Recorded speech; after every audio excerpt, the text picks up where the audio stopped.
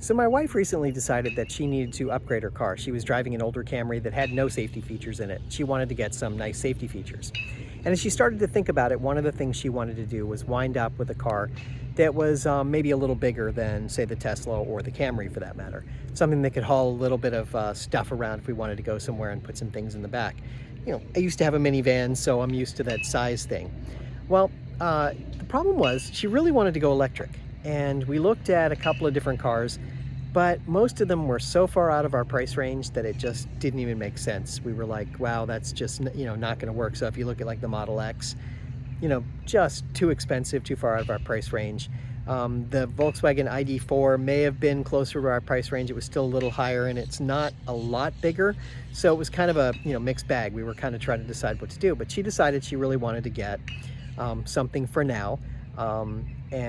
So she made the decision to go ahead and switch and get something that was a gas car for now and get it for 3 to 4 years and then look at replacing it with an electric car in that time frame, which makes sense to a large degree. So what she wound up getting was an actual RAV4, and she wound up getting the premium edition. And the premium edition, when you wind up configuring it with all the things that you wanted it to have, all the safety features, it winds up having effectively the same safety features as the Tesla comes standard. So, it has the brake assist, the lane assist, it turns on all the sensors, you have the backup cameras, yada, yada, yada. So really, at the end of the day, it's has all the same safety features as the Tesla. Now, the thing about searching for cars, if you haven't bought a car recently, it is a painful process to search cars because everybody's got their car, their package, their this, their that, they add in, they take away, blah, blah, blah. And so it's painful to find the car that actually has the safety features that you want, and you have to keep upgrading and adding packages in order to get to what you want. So she finally found the premium met all the criteria, ticked all the boxes, and gave her everything she wanted. So she wound up doing all the negotiating from home, doing everything from the comfort of our house, and going through the whole process until it was actually time to pick up a car. She went and test drove one just to make sure it was what she wanted, but then she did all the negotiating from the house. Now, in today's market, there's a limited number of cars that are available. For whatever reason, that car is very popular, so there's not a lot of them on the lots. So we had to wait a little bit. And then finally they called and they said, hey, we have this one, are you interested? And so we wound up going and picking it up at one of the dealerships. And we still spent, even though everything was done and she already had a check and everything was ready, we still spent, I don't know, almost 3 hours at the dealership, which was just crazy. I mean, it was just ridiculous. And, you're in and out of this person's office and in and out of that person's office. We got a chance to test drive the actual car and whatever. So it was great. Those were all good things. But it was just interesting the way the process worked. Now, as far as pricing, she wound up, the sticker price on it, fully loaded, taxes, everything included, was $42,000 for this car. So, consider that for a moment. Now, she talked them down considerably. She did some negotiating back and forth, and that was the great part about working from home. She could just do that.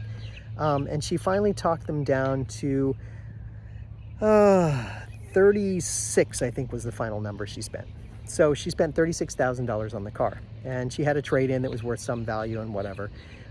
So realistically, that car cost a little bit more than the Tesla when I bought it. So as you may recall, mine was about 35.4, I think was the number, or 34.5. Anyway, right in that range. And with the tax credit, I know it's not a one-to-one thing, but with the tax credit of $3,700 that we got back, at the end of the day, I would say the two cars were equivalent in price. That's what it amounts to. So we got two cars that were equivalent in price. Yeah, she got some more things as far as like a few package things that they threw in and a couple of little things, but at the end of the day, I would say, with dealer fees and taxes and this taken off and that added back in, I would say we spent about the same amount of money on each of the two cars. So, now you can compare apples to apples. We got this, really nice Toyota RAV4. It's the premium edition with all the bells and whistles and all the safety features for the same price as my Tesla Model 3. That's what it amounted to. Now, the cost of ownership for her will be a little bit higher because of gas prices and a couple of oil changes and whatever, but her insurance went down by about $100 a year. So where my insurance went up by something like $800 a year. So the savings I have on fuel versus the savings she has on insurance, it's a wash.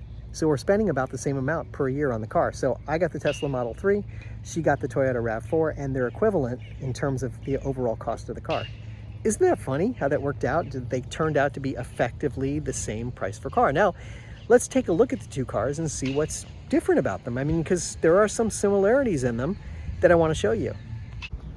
If we park both cars next to each other, we can see that they're actually at the same bumper space there in the rear, and we can walk up to the front and they're approximately the same length. They're about the same width as well, as far as I can tell. Now, if we look in the rear row, that's where the most uncomfortable part is. We have 3 seats back there, but you may notice that there's a hump in the middle seat on the RAV4. Meanwhile, over in the Tesla, it's a 3-seater as well. It's a little tight again, but there's no hump because there's no drivetrain. So that means someone can sit comfortably between the two outer seats and actually be able to put their feet on the floor. In terms of actual trunk space, you can see that the cargo space inside the RAV4 is really pretty great, even with the seats up. You get a lot of space back there where you can put a lot of things in there.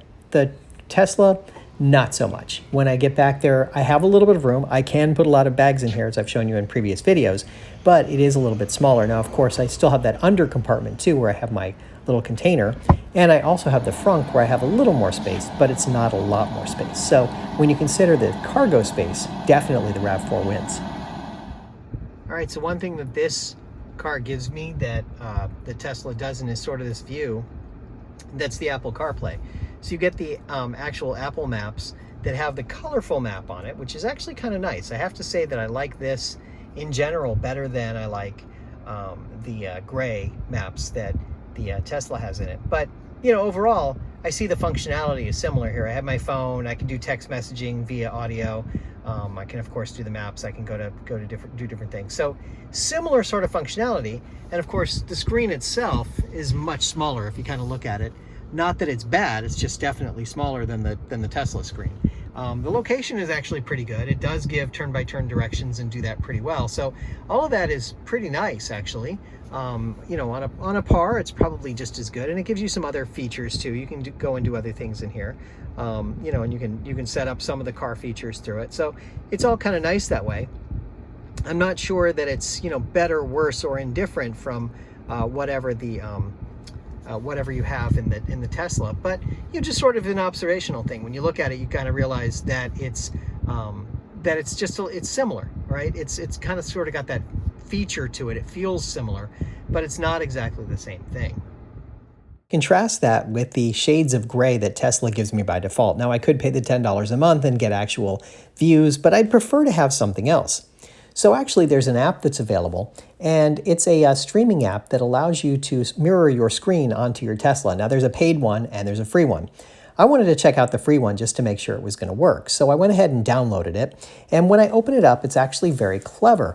It allows you to mirror your phone screen to your Tesla screen, which is kind of cool. So I go ahead and open it up, and they give you the steps to do it, and you go through a couple of steps, and it should work pretty well. Now, I had to go through these steps about 8 or 9 times to get it to work the first time, but after I got it working the first time, it was actually pretty easy. Basically, you just connect to your phone to your car using the hotspot, and then you go ahead and you just set up VPN, and then you start screen recording, and it screencasts. So it works just like this once you get it running.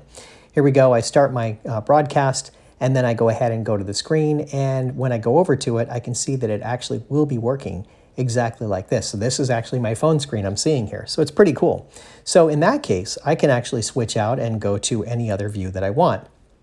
So I could actually go to Apple Maps, or I can go to Google Maps, or any other thing that I want to get to. Now, if I go to Apple Maps, I don't really have Apple CarPlay per se, but I do know how the functionality between that and the audio being connected to actually do some things that work directly with the phone.